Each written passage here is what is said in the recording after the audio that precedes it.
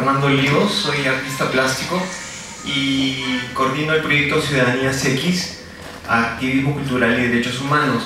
Este proyecto se desarrolla desde el Instituto de Estudios en Salud, Sexualidad y Desarrollo Humano, que está en la Universidad Peruana Cayetano Heredia, en la Facultad de Salud Pública y de la Administración. Enfocar el proyecto a partir de la temática de la mesa, que es activismo, ciberactivismo y otras posibilidades, y de alguna manera dentro de Ciudadanías X hacemos un poco las tres cosas.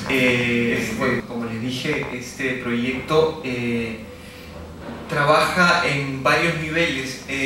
Como estamos dentro de la Cayetano Heredia y tenemos acceso a muchas de las investigaciones que trabajan en el instituto, hemos podido, a partir de esa experiencia o de esos insumos, trabajar los temas con una base teórica o con evidencia fuerte, y desde mi lado, por ejemplo, tratando de involucrando artistas para el desarrollo de acciones que puedan luchar por derechos humanos, luchar contra la estigma y discriminación en nuestra sociedad, sobre todo usando el activismo cultural, sobre todo para generar cambios culturales en nuestra sociedad.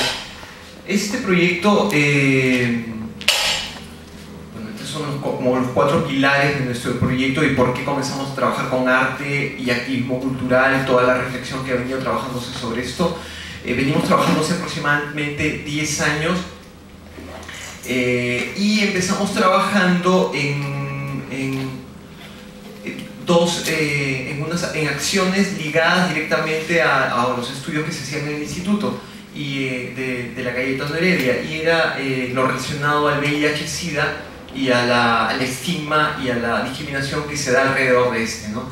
Entonces, al darnos cuenta de esa problemática, vimos la posibilidad de querer actuar un poco más, ir más allá de solamente la investigación y hacer, a partir de mi experiencia como artista y activista, poder involucrar a otros artistas para crear acciones que puedan luchar contra la estigma y discriminación desde el arte, ¿no? desde la comunicación, desde la cultura, precisamente para que se pueda, porque precisamente veíamos como que el arte puede llegar a niveles que no se puede llegar de otra manera comunicacionalmente, por ejemplo. Y hablando de arte, sobre todo en ciertos tipos de formas de manifestaciones artísticas, como performances o acciones o pasacalles o cosas que tengan que ver más directamente con las personas y que hay un involucramiento más directo con estas. Un poco empezamos trabajando desde el proyecto Experiencia, Arte y Derechos Humanos. Ahí comenzamos a reflexionar. No es lo que les estoy diciendo ahora ha sido que ya lo teníamos fijo o listo, ha sido todo un proceso de construcción, de entender también cómo es qué cosa es lo que nosotros hacíamos. Eso ha sido bien interesante también. Y teníamos la base de este proyecto que se llama Sexualidades, Salud y Derechos Humanos en América Latina, que acabó hace ya varios años, y de ahí salió este pequeño proyecto piloto que se llamó Experiencia, Arte y Derechos Humanos. De aquí trabajamos 2 acciones. Una que se llamó, como les estaba diciendo, que tenía que ver con VIH y poblaciones afectadas por el VIH. Decidimos hacer 2 acciones. Estas son las 2 que salieron. Convocamos a una, se llamó Vivo con VIH, que se fue presentada en diciembre de 2005, y la otra se llamó La Homofobia Mata, que fue en mayo de 2006. Un poco para explicarles, convocamos ya de manera personal a unos 5 artistas más o menos, por lo menos para cuando hicimos Vivo con VIH, y con un periodo aproximadamente de 5 meses comenzamos a desarrollar una acción que pensamos qué podríamos hacer. Decidimos jugar con graficar el estigma, graficar cómo es que funciona el estigma en las personas y la discriminación. Lo que hicimos fue, rápidamente, porque vamos a ver varias cosas, con el grupo de artistas nos reunimos fueron aproximadamente como 5 meses, en los que desarrollamos esta acción que consistió en hacer unas camisetas con el sello VIH. Íbamos a hospitales, esto iba dirigido a médicos, a personal de salud, a personas que trabajan en el hospital, sobre todo en las zonas donde estaban donde tenían las personas viviendo con VIH. Para esto habíamos hecho ya, íbamos visitado los hospitales, conversábamos con personas viviendo con VIH, todo un trabajo de inmersión. Y lo que hacíamos era, íbamos y le poníamos estas camisetas a los médicos y le decíamos, le explicábamos cómo es que esto lleva no solamente a ponerse esta camiseta con este sello, te lleva a ver cómo es que esta marca, cómo te llega cómo te queda en el cuerpo, cómo te hace diferente. Pero lo que hacíamos era, sobre ese VIH, cambiar el significado, darle la vuelta, no eliminarlo, porque no se puede eliminar, pero lo que hacíamos es cambiar el VIH por vida, por vivo, por vivir. Es una acción simbólica de poder entender, que los médicos puedan entender, el personal de salud, los proveedores de salud puedan entender qué significa estar con ese sello, ¿no? Qué significa vivir con ese sello y cambiar ese sello y ser parte de un equipo. Usábamos siempre estos elementos comunicacionales populares, como ponte la camiseta, ser parte del equipo y todo esto, para poder involucrar y comprometer a los médicos, a los directores de los centros de salud, como por ejemplo acá en el Hospital Cayetano Heredia, y fuimos a un montón de hospitales con esta campaña. Esta fue la primera que comenzamos a reflexionar sobre un poco esto. La homofobia en Malta la comenzamos a trabajar con un grupo de artistas un poco más amplio. Ya la convocatoria iba ampliándose, íbamos aprendiendo sobre la marcha, íbamos... y estaba relacionada con el VIH, porque como ustedes saben, el VIH justo es una epidemia concentrada en poblaciones de gays y travestis, hombres que tienen sexo con hombres, básicamente, ¿no? Entonces, ese era otro motivo por el que el VIH tiene ese estigma, ¿no? Ese doble estigma. Trabajamos esta acción justo con la Red Peruana LGBT y con muchas organizaciones con las que conversábamos, veíamos cuál era el fondo del problema. Al final decidimos hacer una marcha el 31 de mayo del 2006, porque ese día está consignado en el informe de la Comisión de la Verdad y Reconciliación una matanza que hubo a travestis en Tarapoto, a cargo por el MRTA en su plan de erradicación de indeseables. Esto es simbólico y decidimos que ese día se haga esta marcha. Fue una marcha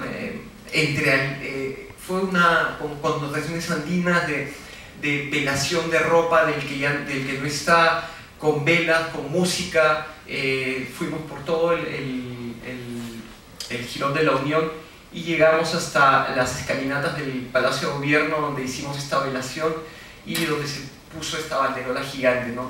Fue muy interesante esto porque pudo congregar esta acción a todos los colectivos de LGBT de Lima, y esto es importante porque como todas las organizaciones que hay en nuestro país, en América Latina y en el mundo, creo, todos nos peleamos entre todos, siempre hay roces entre las organizaciones, en este caso en las organizaciones LGBT, y fue muy conmovedor que puedan estar todos con una sola bandera, ¿no?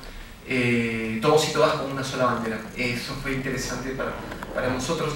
Este proyecto piloto acabó y nos hizo empezar con hacer algo más grande, ¿no? Ahí fue cuando ya nació Ciudadanías X, y seguimos trabajando con el VIH en el trasfondo como tema, y qué poblaciones afectadas, y estos eran las trabajadoras sexuales en este caso.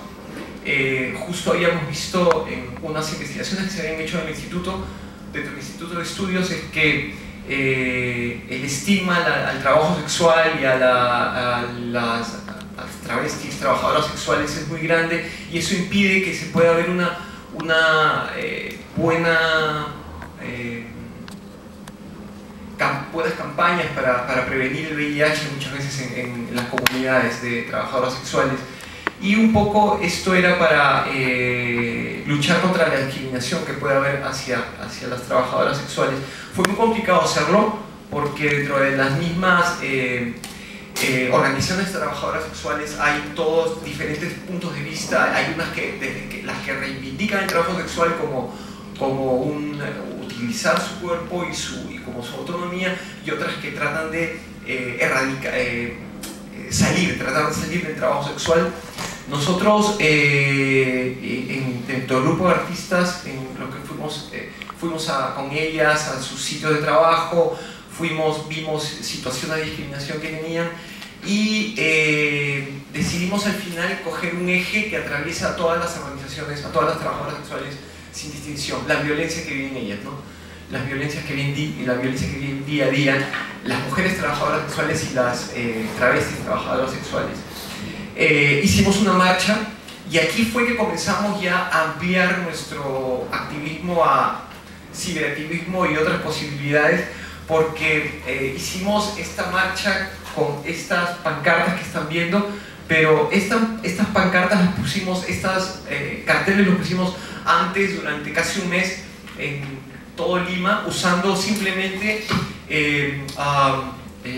titulares de diarios, cómo se trataba el tema del trabajo sexual, y lo que hicimos fue poner todo en cuatro fases, me parece. Separamos estas frases en 4 diferentes semanas, las pusimos, y mientras también íbamos trabajando en la web.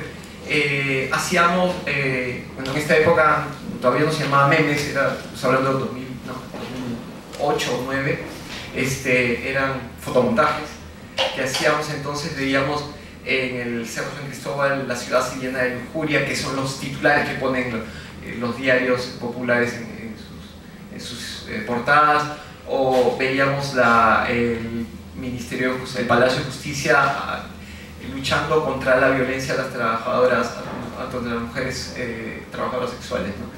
Entonces fue interesante también porque al interior de los activistas, al interior de los artistas, también hubo un tema de choque. Muchos de nosotros jamás habíamos tenido contacto con de ese tipo, con trabajadoras sexuales, o el grado de intimidad que podíamos tener con las compañeras. Entonces, una de las actrices que trabajaba dentro del grupo hizo un guión, e hicimos un pequeño video con el guión, porque era bastante bonito. Actuamos todos los integrantes, y bueno, como dice acá, a la fecha tiene 118.000 vistas en YouTube. Pueden buscarlo en YouTube precisamente, y es interesante porque todo el personal, hasta el personal administrativo de la oficina, fue parte de este video, ¿no? Y fue grabado con medios mínimos, pero fue interesante eso, porque no era una cosa planificada, pero fue como parte del impacto que tenía el haber trabajado durante todo este tiempo con las trabajadoras sexuales, ¿no? Dentro del grupo de artistas. Se hizo también un mapa testimonio con todo lo que habíamos trabajado. Bueno, sería bueno decirles que con el grupo de artistas trabajamos 8 meses casi de vernos todas las semanas para discutir y pelearnos sobre qué cosa íbamos a hacer.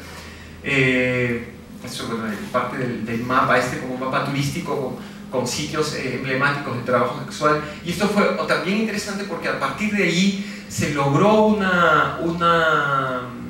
apoyo del Congreso de la República y de ciertas organizaciones que pudieron hacer una consulta con trabajadoras sexuales, y se logró una audiencia pública de trabajo sexual y trata de personas en el Congreso. Eso fue también interesante, cómo es que a partir de estas acciones se comenzaban a ligar, se abrían otras posibilidades, ¿no? El sensibilizar a partir de esta acción que podía ser que podía quedar allí nomás, pero el que pueda llegarse hasta hacer una audiencia pública en el Congreso para poder trabajar, para poder hablar sobre el trabajo sexual, fue bien importante para nosotros, fue bien interesante. Por otro lado. Luego de esta acción pudimos, ya con toda la experiencia que íbamos ganando igual, cada vez los retos eran más grandes, decidimos trabajar una acción nueva que se llamó, no teníamos, para esto, desde el comienzo no tenemos idea de cómo se va a llamar, pero queríamos hacer una acción contra la homofobia, que veíamos que era, cuando trabajamos, porque la homofobia mata, fue solo una marcha, fue una cosa muy simple, pero veíamos que había para más. O sea, la sociedad tiene la homofobia metida en los genes casi. Entonces dijimos, tenemos que hacer algo que pueda luchar contra. Trabajamos esta acción que también duró como 8 meses y salió al final Alócate, usando el punto P de Perú, pero y además el Alócate salía de esto de... Me acuerdo que salió por lo de Castañeda hace bastante tiempo, cuando habló de Bruce, que dijo es una loca o algo así. Entonces se jugó con eso, y jugando también con la normalidad y qué cosa es la normalidad, ¿no? Igual el grupo de artistas iba creciendo cada vez más, la convocatoria era más grande, y de aquí salieron varias, fue una acción que tuvo una intervención que tuvo varias acciones. Una de estas fue Retrato de Familia, porque además queríamos llegar a varios niveles, no queríamos solamente a varios niveles de homofobia que puede existir, ¿no?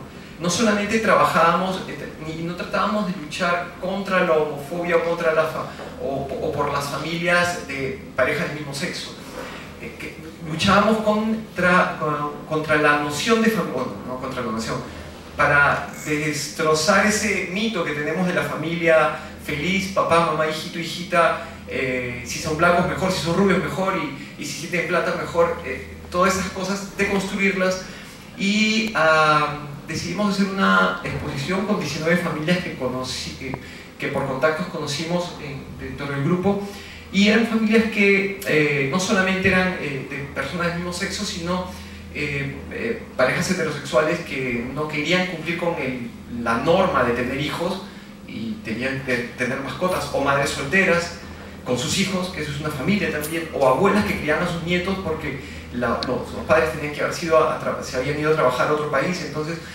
esa idea de entender que la familia es un núcleo unido por afecto y por amor, más que por lo que creemos que debe ser, fue interesante para el desarrollo de esta acción, que para nosotros también fue bien, estuvo bastante, mucho impacto, porque de hecho esta exposición después nos la han pedido varias organizaciones para ponerlas dentro de sus acciones, y eso para nosotros es bastante interesante también, demostrativo que se está lográndose algo con esto. Y lo otro también, perdón, que quería decir era usar estos elementos que tenemos diariamente, ¿no? Esto, la diversidad de la nueva familia, lo cogimos un poco de San Fernando, la buena familia. Entonces, esos símbolos culturales que vemos siempre, que están en el cotidiano y con el que queremos crear más que nada empatía, y eso es lo que quisimos con Alócate, que la gente pueda entender el problema como propio, como un problema nuestro, no un problema de otros. Esta exposición, bueno, fue llevada a varios espacios, acá está en la puerta del Museo de Arte, y esta exposición también tenía una acción. Esta acción era decirles, bueno, viste la exposición, si tú quieres tomarte una foto con quien consideras tu familia, puedes hacerlo, la subíamos al Facebook o se las mandábamos a sus correos cuando le tomaban las fotos, y fue una cosa bien interesante porque mucha gente quería ser parte de esta acción. Actualmente tenemos un aproximado de 5.000 familias que se han tomado durante todo este tiempo, ¿no? Porque seguimos replicando esta exposición. Otra de las acciones era esta que se llamó Titulares. Hicimos un kiosco en el que recreamos, las carátulas de todos los diarios. Como ustedes saben, la mayoría de personas en Lima y en el Perú, creo que su noción de informarse es leer el titular en el kiosco de la esquina, ¿no? Entonces usamos eso, poniendo este kiosco con estos titulares con periódicos que de verdad parecían reales, y la sorpresa de la gente, ¿no? Primero sorpresa, shock, y después ir entendiendo, porque todo era utilizando noticias utópicas de logros de las comunidades LGBT, ¿no? Eso fue interesante, sobre todo usando estos, por ejemplo, esto de le ganamos a Chile, y cuando veías en las letras chicas era que como que el Congreso había aprobado el matrimonio gay en el Perú antes que en Chile, ¿no? Entonces jugar con esto que tenemos en la cabeza siempre de las revanchas con Chile y esto para poder jugar con los mensajes.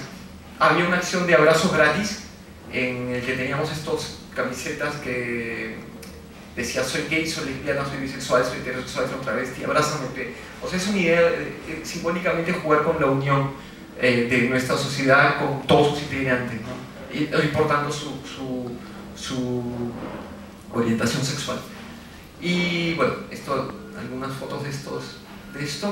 Y hubo una cosa bien interesante en Alócate, que lo comenzamos a trabajar con la Municipalidad de Lima, teníamos todo su apoyo y con ellos íbamos a trabajar unas banderolas que íbamos a poner en diferentes avenidas en Lima. Coincidió cuando comenzó ya el ataque frontal a la alcaldesa y a todo el municipio. Era la época de elecciones de Ollanta-Humala, entonces había una cosa de ataque frontal y muy fuerte, cosa que hizo que la municipalidad frenara estas acciones que podían generar más controversia y crearse más flancos de lo que ya tenía de ataque. Se frenó esta acción, pero nosotros hicimos jugamos con esto, ya lo teníamos listo y trabajamos en una campaña nueva que se llamó Que No, y esto desarrollado por otras de las compañeras de este colectivo y que usaba esta misma gráfica para hacer unos pequeños videos. Bueno, entonces usando esto y que ya teníamos, lo reciclábamos para poder seguir trabajando acciones. Pueden entrar a la web y ver estos videitos de Que No, que duran aproximadamente 10 segundos creo, y que justamente tratan sobre el expresar los derechos, el romper estereotipos, ¿no? En la sociedad. Y bueno, esta es la última acción que hemos hecho, ahora ya pasando a una acción que ya creo que ha confluido un montón, toda la experiencia que hemos ido sacando dentro de estas acciones de activismo y de activismo en la web y de trabajar con medios y de trabajar con artistas. Para empezar esta acción hicimos una encuesta de percepciones y actitudes. Queríamos trabajar una acción que tenga que ver con las estructuras socioculturales de género. Veíamos que esto era como lo que englobaba todos los problemas contra los que estábamos luchando, ¿no? Incluido la homofobia. Un poco salió por la reflexión de Alócate, de lo que significaba y de lo que el problema era mucho más allá. Justo les comentaba que era como que uno siente que hay cosas que están como en los genes. Queríamos indagar más y eso fue como la primera investigación hecha por nosotros mismos, bueno, en apoyo con los investigadores del Instituto y de Cayetano. Hicimos una encuesta de percepciones y actitudes de la población limeña acerca de sexualidad, acerca de derechos sexuales. Bueno, ese es el título, pero en realidad lo que queríamos hablar sobre machismo, género, diversidad sexual y la opinión sobre unión civil, porque justo coincidió en esa época que se comenzó a discutir mucho sobre la unión civil entre parejas o personas del mismo sexo. Eso fue en abril de 2014. Y hubo una cosa muy interesante, dos cosas muy interesantes que salieron de esta encuesta. Bueno, son los dos cuadros que tenemos. La mayor parte de personas, si sumamos acá entre el sí y no opino, bueno, o poner el no, la mayoría de personas considera que de alguna manera la sociedad es machista, nuestra sociedad es machista. Y lo curioso era que cuando uno preguntaba a la persona si se consideraba machista, la gente decía no, es como 60%. O sea, al final el 3% nomás se considera machista dentro de una...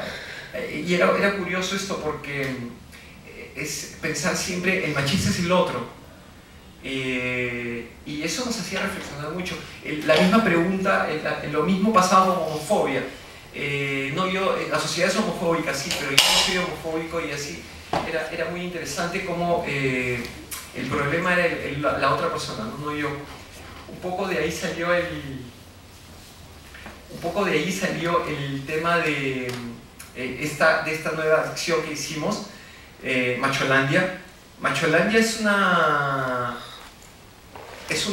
un conjunto, son unos módulos, son 4 acciones dentro de unos módulos en los que hemos recreado simplemente la sociedad. Esta acción también tuvo como 8 meses de trabajo, de desarrollo, de ver qué cosa, por dónde iba el tema, de qué hablábamos cuando hablábamos de machismo, a qué machismo nos referíamos cuando queríamos luchar contra el machismo. Veíamos que hay muchas organizaciones que trabajan ya el tema de machismo y ligado al feminicidio, y nosotros no queríamos ir tanto por ahí, queríamos ir por ese machismo el machismo del día a día, el machismo que no consideramos machismo, el machismo que hacer entender, que todos podamos entender que el machismo no solamente afecta a mujeres, sino también a hombres, no te permite ser como quieres ser, no te permite dar la diversidad de masculinidades que pueden haber, ¿no? Entonces, esto fue Macholandia, por eso fue como el tema de las 4 acciones. Tuvimos 4 acciones que se llamaron, tenemos 4 acciones que se llamaron, una se llama Macho News, que era el machismo dentro de que vemos en la televisión, en los periódicos, en los diarios, en la publicidad. El disco Macho, le pusimos este nombre porque era todas las canciones, todo lo que oíamos en el micro, en la radio, en cualquier momento, y la connotación machista que pueda haber, y que la soltamos, la bailamos y lo normalizamos cuando en realidad son mensajes terribles. Y había una acción que se llamaba Macho 4D, que era una acción de acoso, sentir cómo es el acoso en la vida real, una acción como una especie de tren fantasma en la que uno pasaba y que te iban diciendo frases que puedes escuchar en la calle, cuando pasas y por cualquier lado, muchas veces, las mujeres sobre todo. Y luego una acción que se llamaba Espejito, Espejito, y era como simplemente reflejar lo que eres, ¿no? Darte cuenta del machismo que puede haber dentro de ti, si es que sientes que hay machismo dentro de ti. Macholandia es, como les digo, una acción que es para ser vivida, es para estar en ella, pasar por estos módulos y sentir el asco realmente de pasar por esto, ver todo esto concentrado. Era curioso porque lo que pusimos no es nada inventado, es lo que vemos en la televisión, en los periódicos, lo que vemos en la calle, y tuvimos que poner un cartel diciendo esto puede ser muy fuerte para personas sensibles o menores de edad, no es recomendada, para menores no es recomendable. Y nosotros mismos pensábamos, esto es lo que vivimos todos los días y tenemos que estar poniendo esto en nuestra sociedad simplemente. Estas son unas fotos de Macholandia, pero quería acabar, bueno, toda la información que es de Macholandia está en la web, pero quería compartir con ustedes una cosa en la que estamos bastante contentos y que acabamos de lograr, y que es un poco lo que es esto del machismo, perdón, del activismo y otras posibilidades, porque nos dimos cuenta que queríamos que Macholandia llegue a más personas, pero la única manera era hacer un pequeño video para poder, y no presentando lo que tenía en los módulos, sino recreándolo.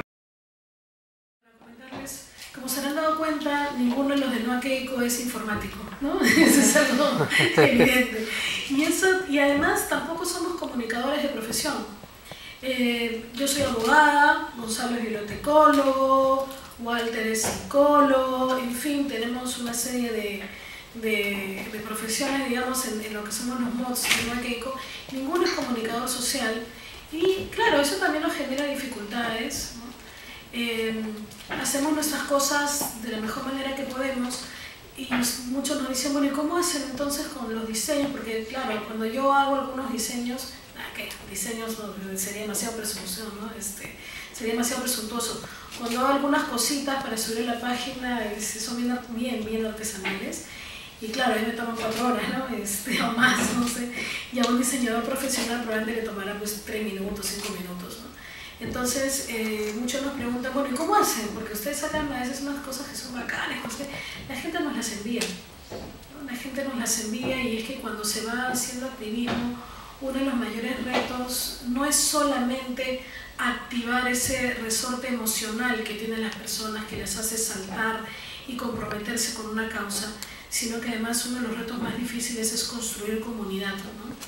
Fernando nos explicaba, por ejemplo, cómo semana a semana iban a hacer una serie de reuniones con los artistas para poder articularse y ver las cosas que iban a hacer, y han logrado ellos efectivamente construir una comunidad y lograr que la gente que se comprometió con este proyecto participe de manera muy activa, ¿no? El colectivo Noa Keiko surge en el año 2009 con el propósito de impedir que Keiko sea presidente en el año 2011. Somos un grupo de personas que decidimos comprometernos con ese tema de múltiples profesiones y de múltiples edades. O sea, en Noa Keiko participamos personas hay un hacker que tiene 77 años, hay un chico que tiene 17 que también nos ayuda muchísimo, y como verán, bueno, Gonzalo y yo, que somos de distintas generaciones, Walter, que es más joven que nosotros, en fin. Y eso creo que es lo que ayuda muchísimo en los temas de memoria colectiva. Porque claro, uno de los problemas en los que tenemos en este tipo de colectivos políticos es que la memoria histórica es muy corta, ¿no? Para un chico de 17, 18 años, hablar del fujimorismo es probablemente lo que le contaron sus padres, lo que escuchó en la escuela, lo que pudo leer e investigar, pero no lo vivió el gobierno Fujimori. Entonces, por ejemplo, cuando nosotros comentamos cosas y nos juntamos, tenemos inclusive reuniones con hackers, nos llamamos nosotros, ¿no? Que tienen 50 años, 60 años, y ahí nos dicen, claro, por ejemplo, cuando hablamos del tema del comercio, ¿no? Y la crítica que hace a veces el comercio a algunos sectores, muy duramente, por ejemplo, con el tema de Velasco, ¿no? Alguien me comentaba la vez pasada, oye, pero en el año 68 yo recuerdo, ¿no? Que el comercio al día siguiente del golpe de Velasco lo respaldó y está en la portada del comercio. O sea, busquen la portada del comercio del 5 de octubre del 68, porque creo que el golpe de Velasco fue el 4 de octubre, ¿no? 13, ¿ves? 13, ya, el 3 de octubre, no el 68, busquen la portada del 4 de octubre. Claro, eso te lo puede decir alguien o que investigó mucho, ¿no es cierto?, que es historiador o investiga ese momento histórico que hemos vivido, o alguien que lo vivió en carne propia. Entonces, esa es la ventaja de tener un colectivo donde estamos personas de distintas edades. Porque también nos pueden decir, por ejemplo, oye, pero fulanito de tal, oye, fulanito, mira, oye, Marta Chávez se queja ahora, oye, pero yo la recuerdo en la Católica cuando militaba en un partido de izquierda, ¿no? Entonces, eso nos permite a nosotros salir adelante y poder muchas veces, con lo que es la dificultad de no tener un equipo pues, de investigación periodística, investigación histórica trabajando con nosotros, ¿no? O sea, se han dicho muchas cosas, ¿no? De que tenemos un equipo de gente en nuestras oficinas, y hablan de las oficinas de NAC en San Isidro, en el cementerio, ¿no? El búnker de NAC, una vez pusieron el búnker de NAC. Fulanito de tal, Jimena Sánchez forma parte del equipo de asesores jurídicos de NAC. Esto es el equipo de asesores jurídicos de NAC y el equipo, digamos, de gente con la que hacemos NAC, no somos más, ¿no? ¿Por qué? Porque la gente nos manda cosas. Yo siempre digo que los diseños, las infografías, los memes llegan solos. Ya solo, la gente nos envía cosas. Hemos dividido la exposición en dos partes. Gonzalo les va a hablar primero de qué entendemos por ciberactivismo y cómo se ha ido dando eso en el mundo. Y luego en la segunda parte yo ya les voy a ir comentando, bueno, cómo hacemos Noa Keiko, las dificultades que tenemos y cómo nos planteamos las estrategias en términos de comunicación. Lo que yo quiero hablarles es de colectivo Noa Keiko cómo ha salido de ser un colectivo. En verdad, inicialmente era un grupo en Facebook, antes que hubieran en Facebook hubieran páginas, había solo los perfiles y había perfiles para las personas y los grupos. Luego ya miraron a la página y bueno, nosotros quiero contarles esto, ¿no? De cómo No Keiko logra salir de esto y se convierte en un movimiento social. Pues movimientos sociales, el concepto en verdad ha variado mucho desde hace algún tiempo. Hay muchos autores que dicen esto, esta, lo cual cosa es movimiento social, pero hay algo que en lo que todos se ponen de acuerdo, que lo que hace un movimiento social es promover el cambio. Lo que busca el movimiento social es cambiar el status quo. Y normalmente surgen de alguna crisis, manifiestan inconformidad y manifiestan indignación, pero también manifiestan esperanza de poder lograr el cambio. No tendría mucho sentido, claro, lo que mueve inicialmente es la cólera, la ira ante ciertas injusticias sociales, pero todo esto está albergado bajo una esperanza de poder cambiar esto. Esta imagen es de los indignados de España, donde estuvimos con uno de los miembros de NAC en mayo del 2011.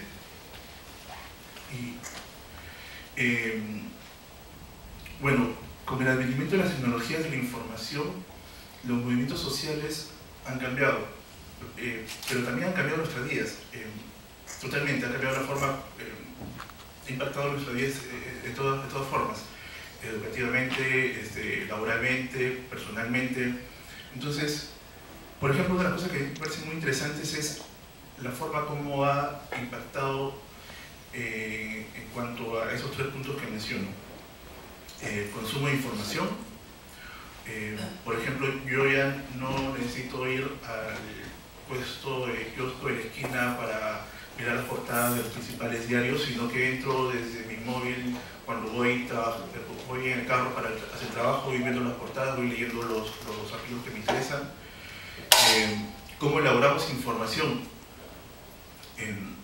Pues antes quizás había que reunirse en algún sitio si hacer un trabajo en grupo, pero ahora no, yo puedo estar trabajando desde mi casa tranquilamente, Jimena desde la suya, y estamos compartiendo un documento en línea y vamos trabajando y agregando cosas. Entonces, y a la vez podemos entrar a internet a buscar en alguna base de datos, este tipo de cosas. Entonces ha cambiado también eso, cómo elaboramos información y obviamente también cómo la compartimos. Generamos información constantemente y pues no sé si ustedes saben, seguramente si lo saben, pero la información que circula ahora desde estos más o menos 10 últimos años es más grande que toda la información que se ha generado desde el inicio de la historia de la humanidad. Y bueno, eso es porque nosotros cada vez tenemos más acceso a compartir información. Es lo que ha posibilitado la web 2.0. Antes, con la web 1.0, lo único que hacíamos era recibir información. Solo recibíamos información, pero con la web 2.0 salen los blogs, y luego vienen las redes sociales y nosotros ya nos convertimos en creadores de información.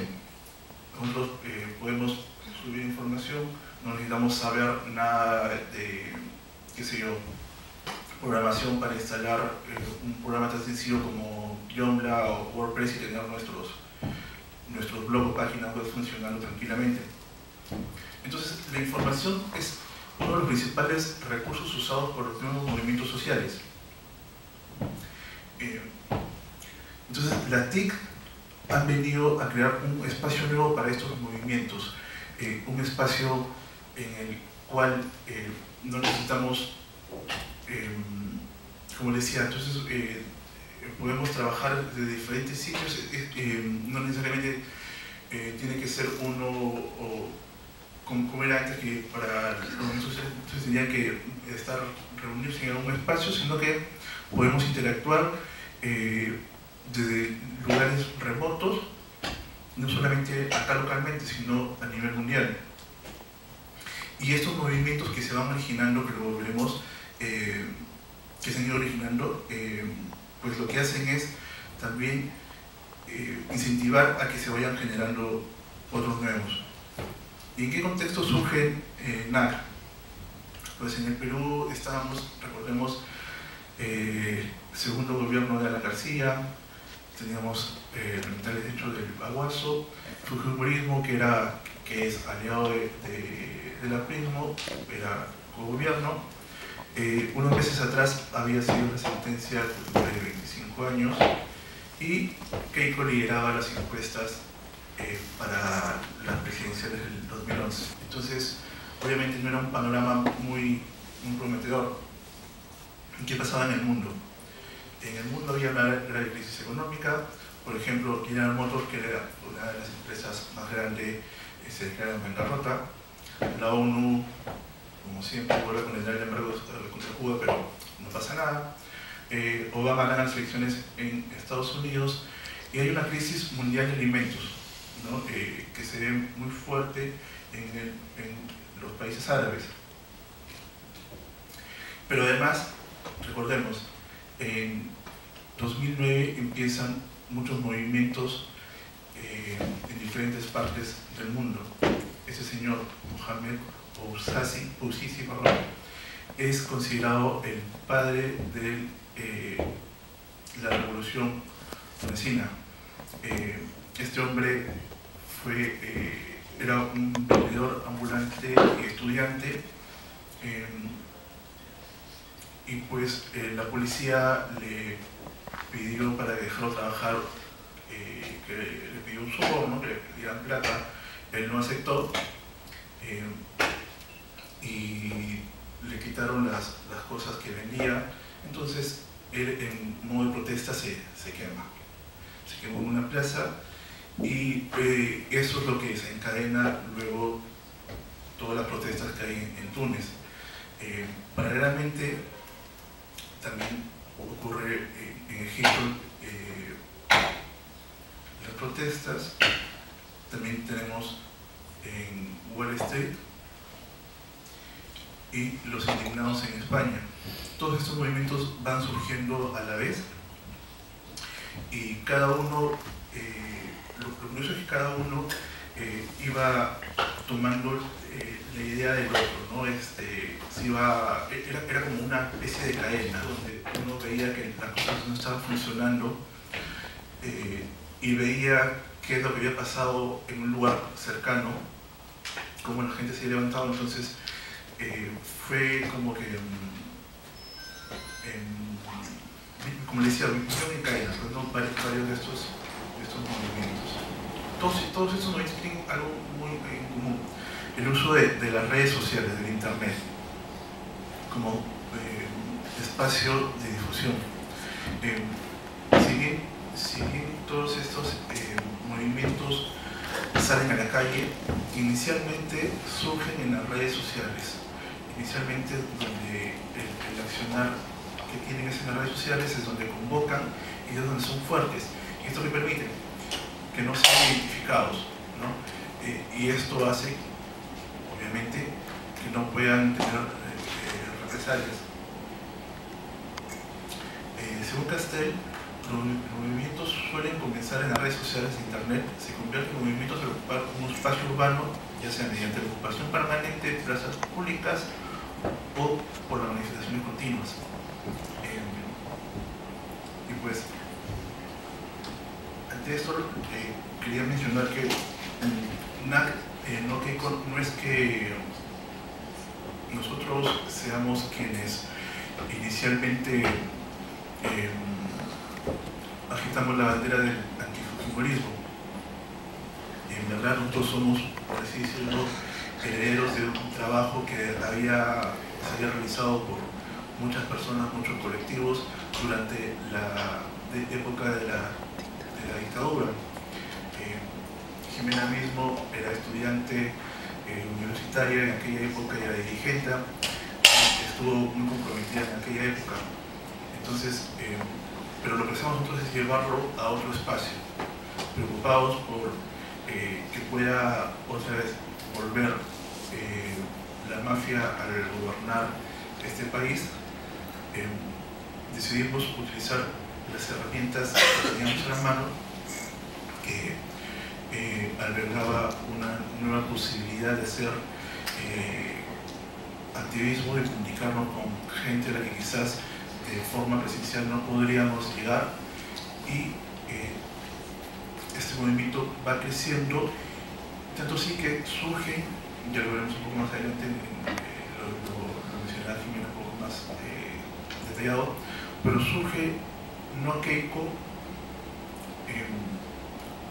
en diferentes partes. No Keiko deja de ser un colectivo, dejamos de ser solamente las personas que estábamos, que teníamos la página web, que teníamos el Twitter, sino que es la bandera que enarbolamos todos aquellos que estamos en contra del regreso de la dictadura, del gobierno que iba a reivindicar a Fujimori y obviamente Montesinos. Entonces eso básicamente es lo que hicimos nosotros. Aprovechamos este nuevo espacio a través del ciberactivismo. Y para nosotros, ¿qué es el ciberactivismo? Es un conjunto de técnicas y estrategias para la movilización de la acción colectiva que usa las TIC para conseguir un objetivo. Lo que buscamos es encender el fuego interno a las personas para generar cambios. Tenemos el reto de activar ese resorte emocional de las personas para que luchen por una causa.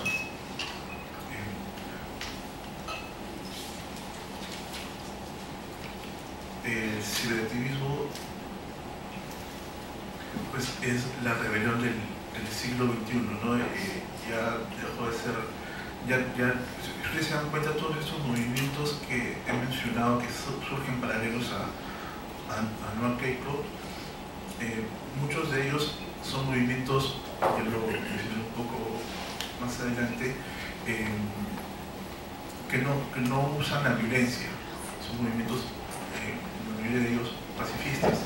Ante esto quiere decir que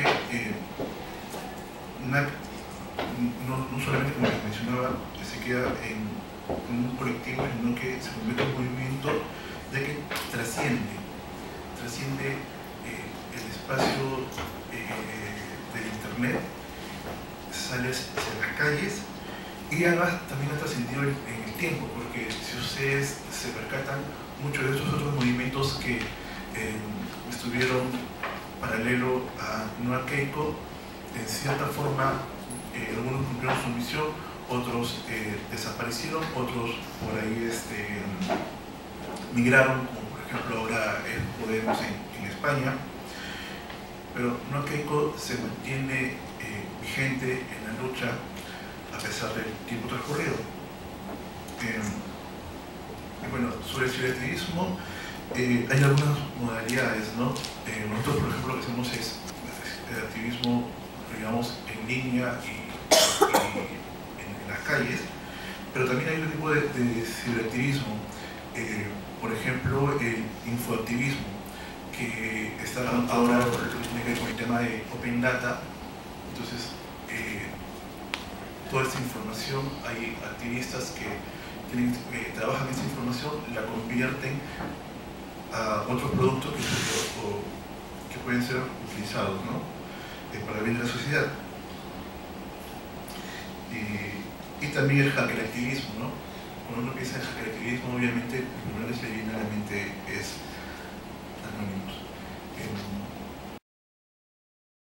Cuando se produce el tema de las elecciones del año 2011, algunas personas nos decían, oye, pero ¿para qué siguen? Si ya, bueno, ganaron, qué sé yo, que perdió las elecciones, consiguieron su objetivo, ¿por qué siguen en eso? Entonces, nosotros les decíamos, mira, o sea, esto no ha terminado, porque nosotros tenemos un objetivo mayor, ¿no?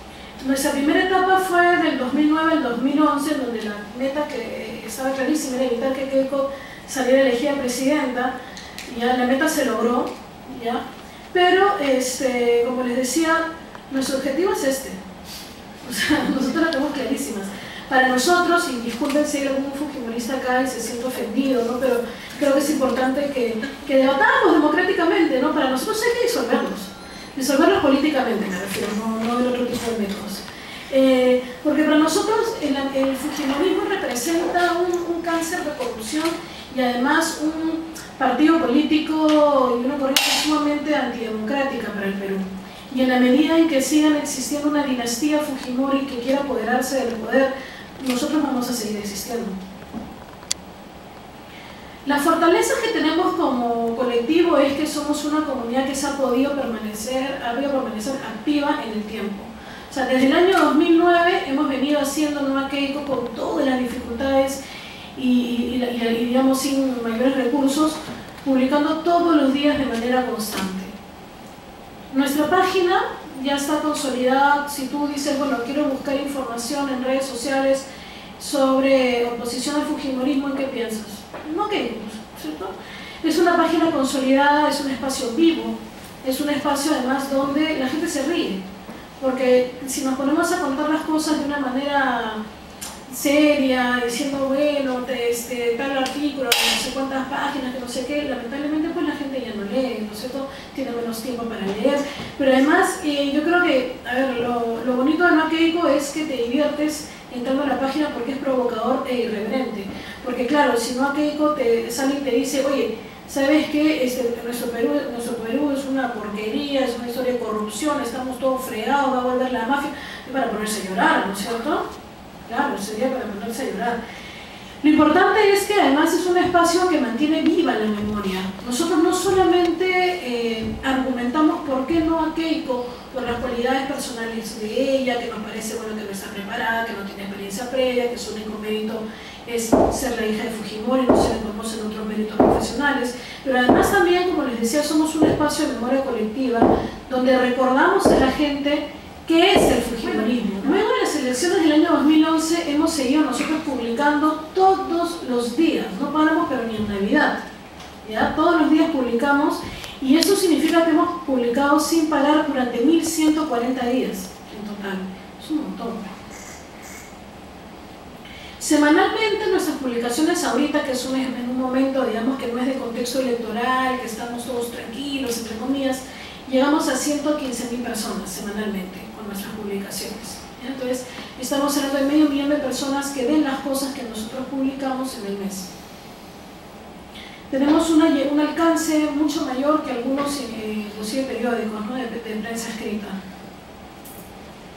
Y como les decía, pues la ventaja o la fortaleza de Nueva Keiko es que lo hacemos en un equipo multidisciplinario y además donde participa gente de todas las edades. Como colectivo hemos enfrentado problemas seguramente similares a la mayoría de colectivos que tratan de hacer activismo político en el Perú. Bueno, problemas políticos hemos tenido que enfrentar de todo tipo, ¿no es cierto? La posible liberación de Fujimori, esta corriente pro impunidad que amenaza con instalarse en el Perú, la concentración de los medios también es un problema para nosotros porque nosotros combatimos muchas veces la desinformación o la mala información o la información tendenciosa de muchos medios como bueno, el Correo Expreso, Perú 21, el Comercio también muchas veces. Pero también tenemos que luchar contra el hartazgo de la gente, contra la desesperanza de la gente. Porque hoy por hoy, cuando tú conversas con muchas personas, te dicen, bueno, lo siento, pero todos roban. Por lo menos yo quiero a alguien que me robe, pero que haga algo, que me solucionen algo los problemas. Porque finalmente la política, ¿qué cosa es? Se supone que es el gobernar para la gente, ¿no? Llegar al poder para gobernar y darle mejores servicios y calidad de vida a las personas, mejores oportunidades. Entonces muchas personas te dicen, oye, todos son corruptos. Entonces, ¿sabes qué? Bueno, elijamos entre que sean corruptos, pues, pero que sean por lo menos eficientes. Entonces, en un contexto en el cual acabamos de ver que no sé cuántos presidentes regionales ya están presos, 5, 10, 8, no sé, es una cosa increíble. Si vemos el mapa de las regiones, algo está pasando bien grave para que tengamos a tantos presidentes regionales en la cárcel, por rateros, por sinvergüenzas, por asesinos. Miren lo que está pasando en Ancash, en Cañete, en fin. Entonces, ese es el contexto político en el cual nos estamos moviendo, ¿ya? Entonces, no es fácil, claro, salir a hablar de ética, de transparencia, de lucha contra la corrupción, en un contexto de ese tipo. Y además en un contexto donde la gente tiene miedo de participar. O sea, nosotros, por ejemplo, hemos tenido y soportamos todos los días una serie de ataques en el Twitter, ¿no? Ahora ponían fulano, ponían en Twitter, y ahora va a estar Jimena Sánchez, la Montesinos revestida en mujer. Una cosa, ¿no? Miren, ataques personales sufrimos lamentablemente pues muy seguido. Una vez publicaron la dirección de la casa que nos prestan para reunirnos, llamando a la gente para que vaya para allá y nos peguen. Bueno, nadie se acercó finalmente, pero nos hizo sentir con miedo, pues, ¿no? Y seguros de lo que nos podía suceder, lo que nos podía pasar. Mi foto con mi papá, mi hermana y mamá la publicaron, un troll, el fujimorista la publicó una vez 48 veces en un día. Entonces, bueno, también nos enfrentamos con eso, es parte del activismo político. Y además uno de los problemas graves y difíciles para todo colectivo es el tema de los recursos, ¿no? O sea, nosotros no recibimos financiamiento de nadie, no tenemos ni un solo centavo, nos financiamos como podemos. Cuando algunas veces que hemos tratado de meter algo de publicidad en Facebook, algunas cosas, le hemos puesto 100 soles, 200 soles, lo que hemos podido juntar.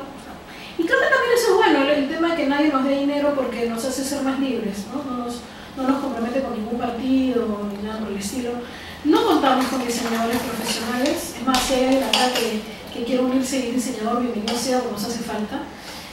No tenemos, como les decía, plata, no tenemos diseñadores. Entonces, uno dice, bueno, ¿cuál es el secreto entonces de Nova Keiko? O sea, ¿cómo se puede lograr hacer activismo de una manera exitosa, conseguir un sitio en el espacio, hacerse un nombre sin tener plata, sin tener dinero, ¿no es cierto? Sin tener profesionales, sin tener un equipo, etcétera, ¿no? ¿Cómo se hace? No hay una fórmula mágica, ¿ya? Nadie les puede dar una receta, decirles, oye, esto lo tienes que hacer así, así, así, así. A lo largo de la vida vemos que aparecen una serie de colectivos, de movimientos, etcétera, con muy buenas intenciones, pero que desaparecen en el tiempo. Sin embargo, hay factores que nos ayudan. En primer lugar, yo les diría lo siguiente: si ustedes deciden hacer activismo, pero a la gente que nos está siguiendo en Twitter, y bueno, no sé al final si nos están transmitiendo en vivo o no, pero a ver, si deciden hacer activismo, en primer lugar tienen que creer firmemente en la causa por la que ustedes han decidido luchar. Sea la causa que sea, ¿sí? Tienen que creer firmemente en ella. Una ventaja es que nosotros no vivimos de hacer Nova Keiko. Eso no nos sirve para nada en nuestro currículum. No tenemos una tarjeta de presentación que diga Gonzalo Córdoba, moderador de Nova Keiko, porque él es bibliotecólogo, él es abogado, en fin, Walter es psicólogo. Esa es una ventaja, que a nosotros no nos pagan por hacer Nova Keiko, ¿ya? Entonces, claro, nos da definitivamente también mayor libertad. Ojalá, pues sería desear que a todos nos financien nuestros sueños, ¿no es cierto? Pero bueno, no siempre es así. Esto es un voluntariado político. Por eso es que las veces que se nos han acercado algunas personas para decirnos, oye, yo puedo colaborar con ustedes, miren, tengo estas gráficas muy buenas, muy bacanas, y nos dicen, bueno, ¿y cómo es? ¿Cómo esto es un voluntariado? ¿Esto es un activismo? ¿Esto es un ideal? ¿No? Máximo, pues te podríamos ayudar, de repente haciendo una chancha todos con el sol de la cabina, qué sé yo, pero no es la idea. Pero además también, para hacer activismo de manera exitosa hay que ser constantes, hay que tener compromiso, hay que tomarlo con seriedad. No puedes hacer activismo exitoso si no te lo tomas en serio. O sea, la constancia es fundamental. Todos los días tienes que hacer algo, tienes que cumplir con las metas que te has programado. Y un tema muy importante, que yo creo que es algo que lleva a que muchos colectivos fracasen o terminen al final disolviéndose, es que evitamos los personalismos. O sea, ¿por qué hemos venido nosotros dos, por ejemplo? Para evitar que uno solo sea el que destaque, para evitar que uno solo sea el que diga yo soy fulanito de tal, moderador, no tengo nada. O sea, acá nosotros venimos a hablar a nombre del colectivo, y la próxima semana, si nos inviten a otro sitio, serán Walter y Sara los que vayan. ¿Por qué? Porque tenemos que evitar que las personas sientan que el colectivo está al servicio de ellos. Es al revés. Y además, bueno, lo que es genial es que todos somos amigos y nos divertimos muchísimo haciendo NoA Keiko. O sea, cuando se nos ocurre, por ejemplo, para nosotros planteamos a veces campañas, ¿no? Y decimos, bueno, por el Día de la Madre, ¿qué vamos a hacer? El Día de la Madre es un clásico, pues, de NoA Keiko, evidentemente, ¿no? Por todo el tema de Susana, lamentablemente, ¿no? De Susana Iguchi. O, por ejemplo, esta semana, ¿no? Ayer lo hemos declarado el Día de la Cobardía de Fujimori, porque, bueno, fue el día que renunció, que se fue a Brunei, ¿no es cierto? El día que se escondió en la embajada de Japón cuando se trató de hacer un golpe de Estado, en fin. Entonces planteamos una serie de campañas, nos juntamos, etcétera, y nos divertimos muchísimo pensando en qué memes vamos a hacer, o nos pasamos, oye, mira este meme que ha salido, que no sé qué, jajaja. O sea, la pasamos bien, ¿sí? Porque tener compromiso y seriedad no implica pasarla mal, pues no, al contrario, uno no se mete un colectivo para pasarla mal. La lucha política, el activismo político es lindo, es bonito, es algo muy gratificante.